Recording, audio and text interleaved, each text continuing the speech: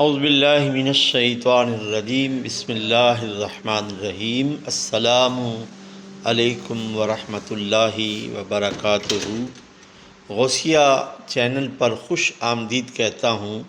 ہمارے اس روحانی چینل کو سبسکرائب کریں، لائک کریں اور شیئر کریں۔ دعا ہے کہ اللہ تبارک و تعالی جل شانہ ہم سب پر نبی پاک علیہ السلام کے نالین اقدس کے صدقے بے شمار رحمتوں کا نزول فرمائے۔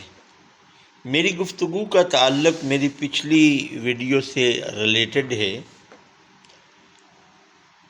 یاد رکھیے اللہ رب العزت جل شانہ کی عبادت کی جاتی ہے، ایاک نعبد، کہ ہم اسی کی عبادت کرتے ہیں۔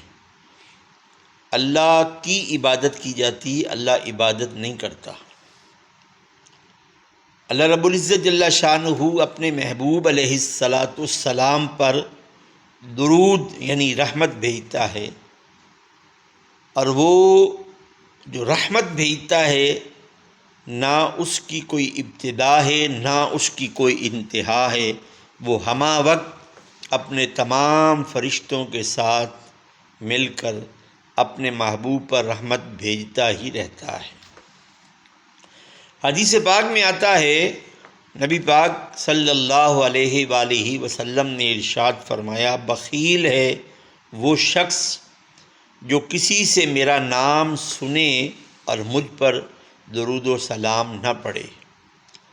اور سرکار دو عالم علیہ السلام نے ارشاد فرمایا کہ وہ دعا زمین اور آسمان کے درمیان معلق رہتی ہے، یعنی لٹکا دی جاتی ہے، جس دعا کے اول اور آخر مجھ پر درود و سلام نہ پڑھا جائے۔ اسی لیے اہل ایمان اللہ رب العزت جل شانہ سے مانگنے سے پہلے اس کی بارگاہ میں ہاتھ اٹھاتے ہی اس سے طلب کرتے ہوئے اول اور آخر اس کے پیارے حبیب علیہ السلام پر درود و سلام پڑھتے ہیں، کیونکہ درود و سلام دعاؤں کی قبولیت کا ذریعہ ہے۔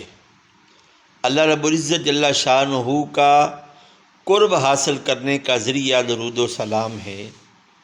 تو اس لیے کہ یہ نام کوئی کام بگڑنے نہیں دیتا، بگڑے بھی بنا دیتا ہے، بس نام محمد صلی اللہ علیہ وآلہ وسلم کثرت